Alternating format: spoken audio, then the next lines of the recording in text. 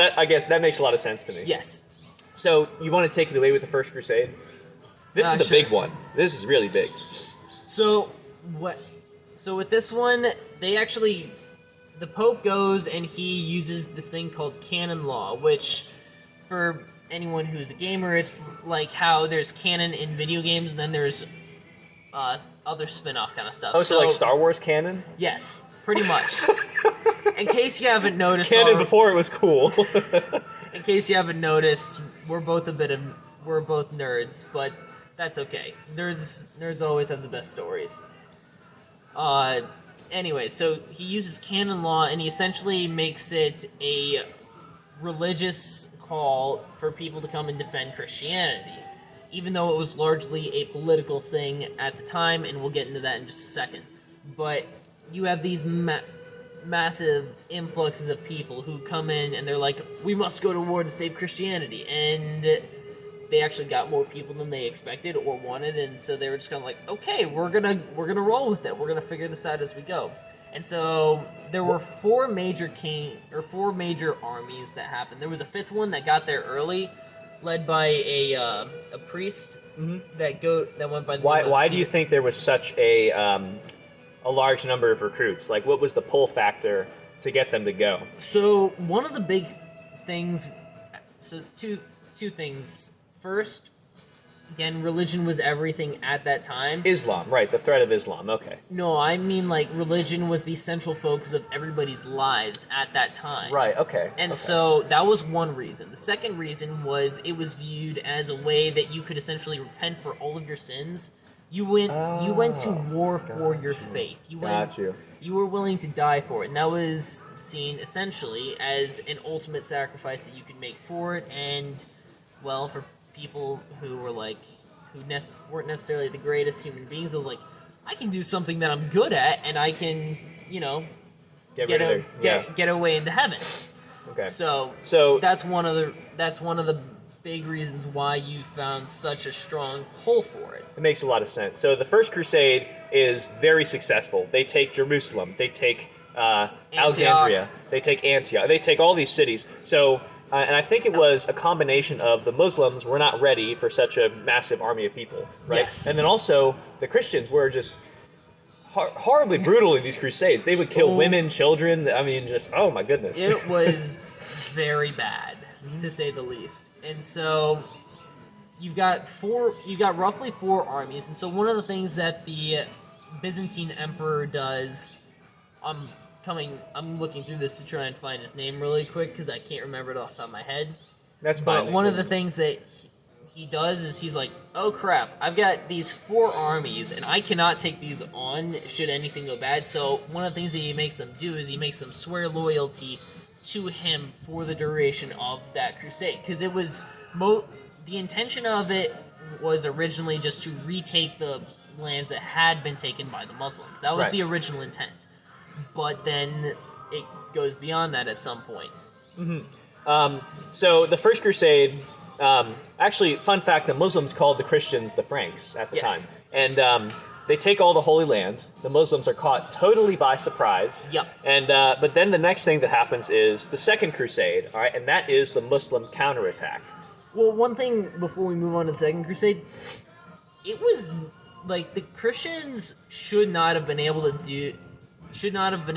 do what they did at the time. Because they were able to take two of the most heavily fortified cities on the planet at the time. Whenever this hadn't been like a long thought out process. It was, they heard about it and then they all kind of gathered and then they went to go attack and retake stuff, and then they just kept going, and eventually they took, like you said, Jerusalem, Antioch, Alexandria, all these places. And so two of them were heavily fortified cities. You shouldn't be able to take a heavily fortified city without having extensive planning and preparation, but they did. How? Well, we already talked about it. Caught by surprise. And exceptionally Christians brutal. They did some horrible things they during did. that time. They did. There's no two ways about it. So then the next one is the Muslim counterattack. Now, they don't get all the way all the land back. They get back Damascus and Syria. Yeah. I don't think they get back Jerusalem in the Second Crusade yet. We know for a fact though that the Third Crusade is Saladin, and that's when they start making some progress. Yes. So in the what's the boxing terminology? In the right corner, we've got Saladin, and this guy is bad. He is mad, and he's taking back. He's steamrolling. He's got the Muslim blitzkrieg going up, and in the left corner, we've got Richard the Lionhearted. This guy's also mad. He's also bad, and he's coming back, and they clash, and they get to a stalemate. Yes. So one of the things to note is that the Christians, they were a lot more focused on heavily armored units. And so in like just a pitched battle in which two forces went against each other, Christians could normally edge out because they had more heavily armored troops. And whenever you've got these massive knights on massive horses charging into people who are not as heavily armored, then the other side's going to break. But the things that the Muslims could do a lot better was that they could move faster. They could move around. They were much more mobile. And so that was one of the reasons for the stalemate. Another thing is that Saladin, he was much more of a tactician. And then Richard the Lionheart, he was definitely still a tactician, but one of the things that he did was he would just go straight into the fray of battle. And the dude was an absolute monster on the battlefield. And so he would be able to turn the tide of battles because he would lead a charge, and then all of a sudden it's like, oh crap, I'm losing this battle now. But he couldn't always be everywhere at once. So that's one of the reasons why Richard the Lionheart and Saladin fought to a stalemate. I mean, if I was in battle and I saw my commander, just absolutely slaying Muslims, I'd be like, yeah, I'm going in there. Just slaying people. Can you imagine wearing all that? You said they were more heavily armored. Can you imagine wearing all that armor in, like, Kuwait? They would wear... Their armor back then was not at all like armor is today. They would be wearing metal, which metal is very conductive. So that meant that you were essentially sitting in an oven. Yeah. And so it's not like... Armor was very mobile back then. That's one of the things that people don't realize. You could easily sprint and jump into a saddle while you were wearing armor. Oh, for sure. I'm just saying it'd be hot. I wouldn't go swimming in it because you will sink there. Yeah. But if you were just running around or fighting a battle, you could fight in it for an extended period of time without tiring because people trained for that for years. And it was form. Every suit of armor was form fitted. This is before the Industrial Revolution, so everything was form fitted. But what I'm saying is, it would just be friggin' hot to wear that. Yes, that it armor. would. And so that's one of the reasons why the Muslim forces were a lot more lightly armored. It's that way then they didn't have to deal with the heat. They were better acclimated for the heat. So there was a battle in which the Christians, they went out to try and hunt down the Muslims, and then they get stranded out in the middle of nowhere, and they have to go without water for days, and then the Muslims attack and they absolutely slaughter them. Yeah. Like, it is bad. Homeland advantage. All right, so we're gonna keep moving here because we got some more to cover. We're both canoeing right now, so that's why I don't know if you noticed, I've been licking my thumb and then wiping it on the cigar, so that way then it'll burn a little bit more evenly. Yeah, so that's a strategy I've tried. We've both been canoeing a decent amount throughout this, but I think that we've both been doing a pretty good job of keeping it fairly even. Like that's what I mean. Honestly, the best way to fix canoeing is there's not really a best way. You just kind of try. You try a couple of different ways every time, and whichever one works. You hold it differently, light it again. Lick your finger. Whatever works. So anyways, they get to a stalemate, and then we have the Fourth Crusade. And please let me take the reins on this one, because this is the most interesting thing one of the most interesting things that I read. So there's the Fourth Crusade, and then we're going to talk about Count Amico of Germany after this. All right, a couple of other stories as well. Fourth Crusade, y'all are in for some treats. So this crusade was a civil war. What happened was the emperor or the bishop of Constantinople. Remember, Constantinople, they hate Rome, right? There's East and West Christianity, and they hate each other. Well, this emperor, for whatever reason, was sympathetic to Rome, and he actually wanted to bridge the gap between Rome and Constantinople. And the Crusaders, they were probably in the middle of fighting, and they turn around and go, "Oh, no, you don't." And the Crusaders march back to Constantinople, sack the city, and they kill the king. All right, so the emperor, right, or bishop, right? It would have been one of the religious figures. Well, the emperor wasn't necessarily a religious figure. He would oftentimes have heavy influences upon religion, but he was a secular figure. Right. That being said, everyone was pretty religious back then, as I've mentioned a couple of times. But I had never known there was a civil war amongst the Crusaders. That was interesting. And then here's the next one. We've got Count Amico of Germany. So what he did. Can you tell the backstory behind Count Amico, and then I'll explain what he did? Well, so the backstory of Count Amico is he was a crusader. He was Germanic, and he fought in the Crusades, but then he lost, or for whatever reason, he had to go dishonorably back to Europe. Well, we're about to go into why he was dishonored back from Europe. I thought that you meant like how he was brought up or something. No, and I was like, I don't remember. I didn't read about his childhood. Well, let's go ahead. Yeah. So what he did was he sent his armies. Essentially went through and they just slaughtered everyone who was not a Christian, especially Jewish people. And so that's one of the things that's important to note about the Crusades is that they were not just Christians fighting Muslims. It was more of every religion was fighting every religion, and it got really nasty. So there were Crusades going on back in Europe, and it was mainly Count Amico slaughtering all the Jews. Yes. Right? In Europe. So, there was a Holocaust all the way back in 1100, right? Yep. This is some, like I said, some crazy stuff. But anyway, so then we get to... And there's another story that I want to touch on very quick. Go ahead. It was considered a Christian movement. It's this thing that's called Catharism. And so they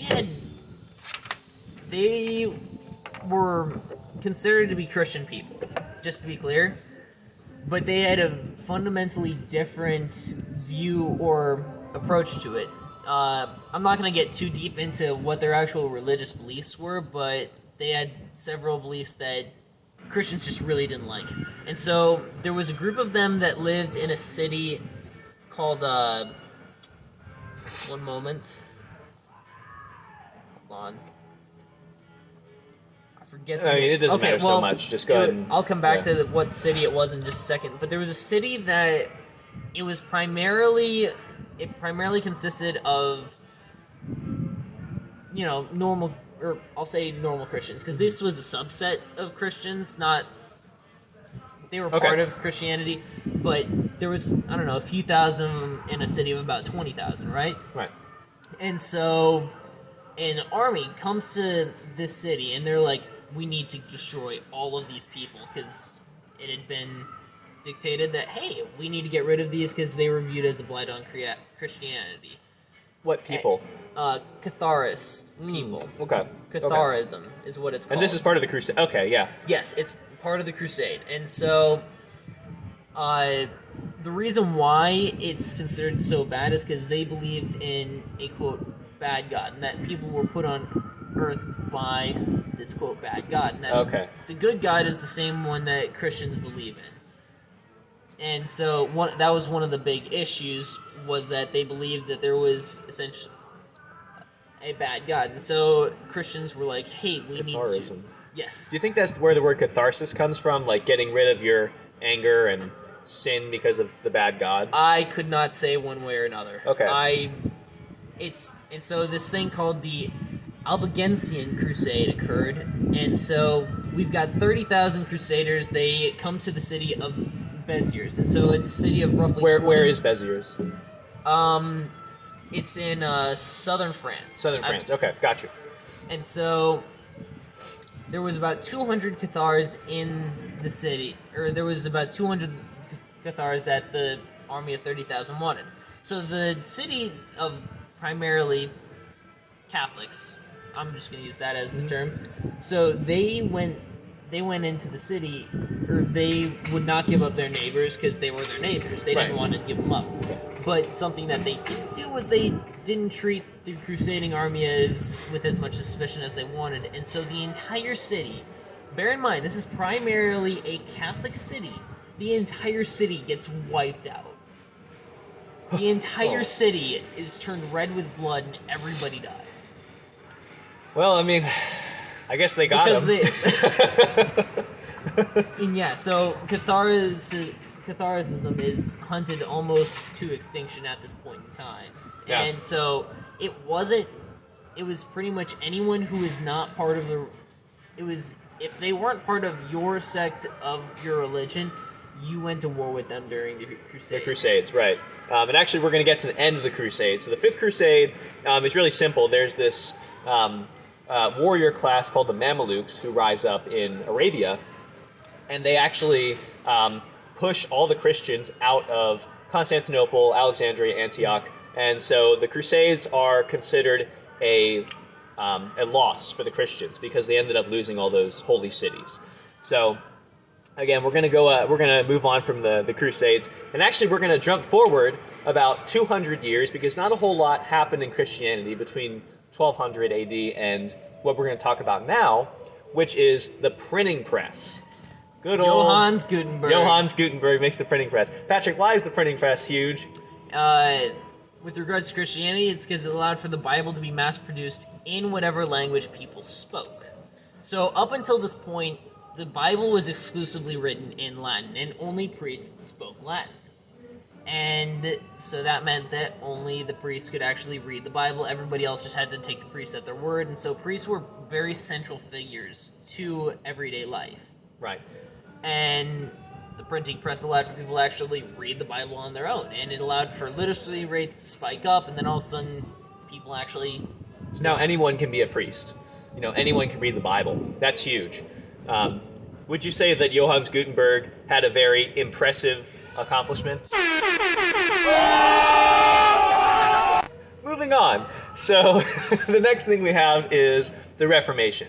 Now this is almost as big as the Great Schism. Probably as big. I'd say it's bigger, honestly. Bigger? Okay. So the Reformation was not only Martin Luther, although he was a very big cause of the Reformation. He is the most prominent figure in historical terms for the Reformation. So what happens a lot in history is you see a religious figure like a messiah or like a prophet or someone, and then as soon as he gets backed by an authority like a king, that's when the religion spreads. You see that with Buddhism in China, and you see that with the Reformation in England. So you have Martin Luther, well, and then the Reformation really got going in Germany.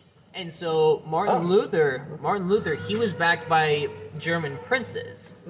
And why did they back him?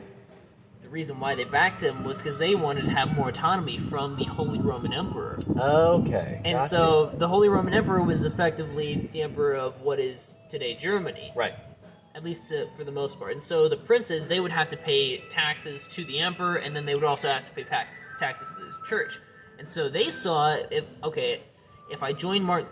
Again, this doesn't mean that all of them joined for this reason, but a fair number of them saw this as an added benefit, to say the least. Okay. And so they joined Martin Luther because they figured, okay, I no longer have to pay taxes to the Pope. The Pope. And now I have more autonomy to do what I want, rather than being as beholden to the Holy Roman Emperor. I didn't know. That's very interesting, because I thought that the Reformation did not kick off until King Henry VIII backed Martin Luther. Interesting. I didn't know that. No, it got going. Martin Luther was able to survive because one of the German princes sheltered him for years. And so something interesting that you'll see if you look at the Protestant Reformation is that the peasants, they did an uprising against the princes because they were like, Martin Luther's rebelling against these authority figures, so he'll totally back us. No, Martin Luther was like, no, what are you doing? That's horrible. And he totally backed the princes. And one of the reasons why he backed the princes was because he needed their help, not the help of just your common person. Okay. So which is true, I mean. Yes. Yeah. Everything is going to turn into a political or almost everything turns political at one point or another. Yeah. And so that's one of the big reasons why Martin Luther was able to be as successful as he was. The printing press and the fact that he had the backing of the German princes who wanted to have more autonomy. So his main gripe with the church was their selling of indulgences, right? So you have to pay money to get rid of your sins. Yep. Isn't that one of the big things? And he had 99 other theses. 95 theses. This is why I have Patrick on the show. And then so let's go ahead to England. All right. So now we have King Henry VIII, who wants to divorce his wife because she can't bear an heir, a male heir. Yes. Right. But the problem is the Pope doesn't want that to happen because Charles VIII is a relative of King Henry VIII's current wife. I believe it was Catherine of Aragon. Yes, and Charles VIII is the king of Spain. Emperor. And Spain, very disrespectful. Emperor of Spain, and you don't want to piss off the Emperor of Spain. Because they're big. because the Emperor of Spain was the Pope's primary secular supporter. Right. And so the Pope wouldn't do it, and up until this point, Henry VIII had been very for the Pope. He had been very Catholic, but at this point, he was like, "Well, I see what happened there with the princes, so I'm a king. I can do whatever I want." So he creates the Anglican Church, right? And and it's kind of a blend of the Protestant churches and the Catholic Church. And at that point, now that he's following a different religion, he can divorce his wife whenever he wants. And so he ends up having 6 wives. He did do that. He did divorce his wife whenever he wanted. Divorced, beheaded, and died. Divorced, beheaded, and survived. That's the way that I remember it. He divorced one, beheaded the next. Divorced, beheaded, died. Divorced, beheaded, survived. Yeah, okay. Yeah. First one, he divorced. Second one, he beheaded because she couldn't give him kids either. The third one just died, and so then he got another wife, and he divorced her as well. And then he beheaded the next one, and then he finally had a wife that actually outlived him. So let's briefly talk about Bloody Mary before we transition to America. Elizabeth before America. Okay. So, that was just one of the names which she was referred to by was Bloody Mary. She was Mary. She became the Queen of England, and then she married Philip II, who was the Emperor or King of Spain, depending on which term you want to use. Right. And so she was very Catholic, and so to an extent she persecuted Protestant individuals. Well, she died about 2 years after marrying Philip II, and so Philip II, he's very Catholic, Mary's very Catholic as well, and so at that point, the more Protestant Elizabeth I doesn't want to marry Philip II, even though he offers his hand in marriage again. And Philip II, he doesn't take very kindly to that, especially the fact that Elizabeth I is very for the Anglican Church, much more Protestant. Right.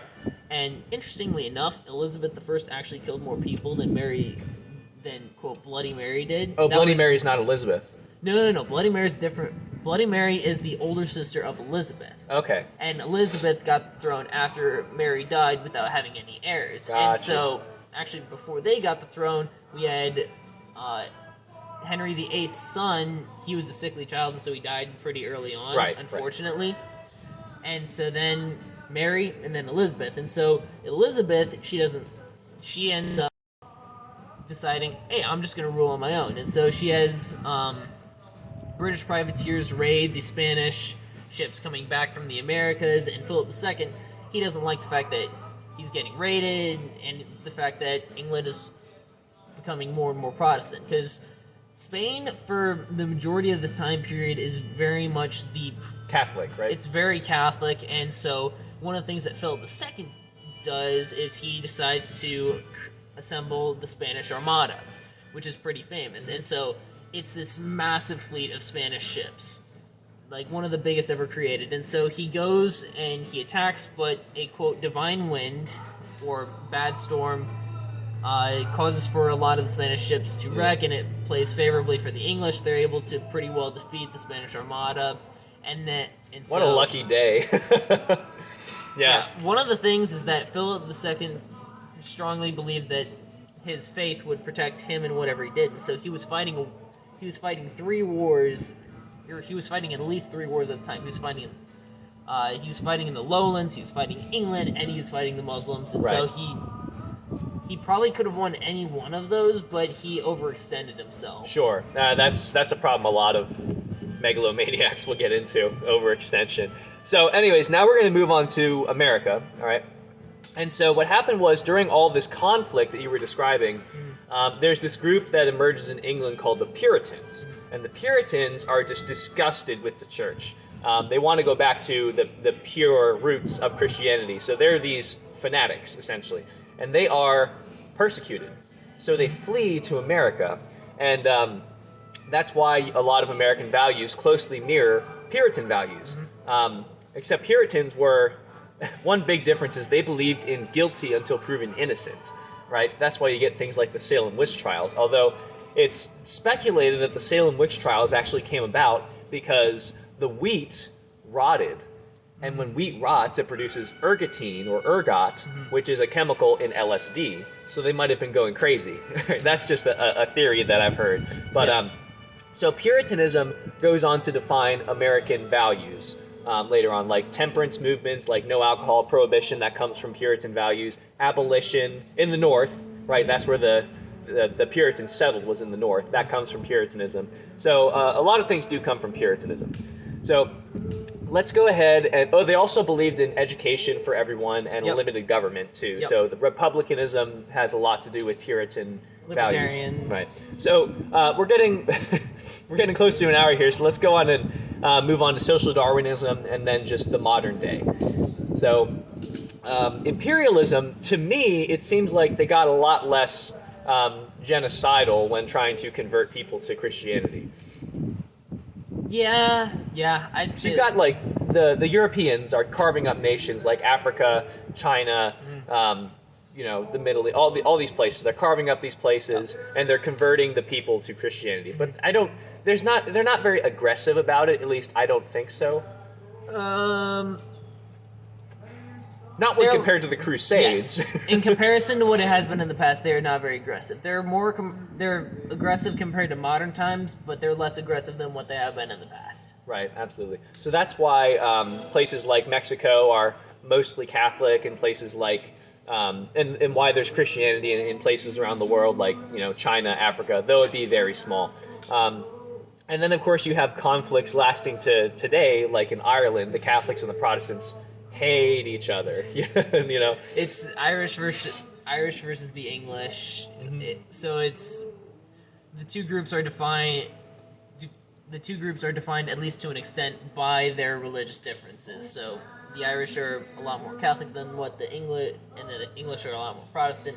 And so you have these demographic groups that also have different religions, and so that just polarizes them even further. Absolutely. And then, of course, we have what I call modern Christianity. So, you have just a lot of communities, and Christianity nowadays is a really good way for communities to interact with one another. You go to church, you meet friends, you make friends that way. So that's what I would consider to be modern Christianity. It's not so much like moral conquests to try and convert everyone. It's more like just the community getting together and celebrating the shared beliefs that they have. And again, there's a lot of merits to Christianity like that. So the reason why I'm cutting this short is because I'm almost out right here. I like to smoke mines in the nub, until they burn my fingers. Right? And he does. I do. All right, so anyways, Patrick, thank you so much for coming on the show, man. I really appreciate it. Thank you for having me. Absolutely. We're going to... I saw that you had that in your hand, and I wasn't sure if you wanted to risk shaking with... Or I wasn't sure if you wanted to risk switching hands with how little you have left. I know, that's right. All right, well, historians and cigar aficionados out there, keep on buffing and keep on puffing. Have a good one, y'all.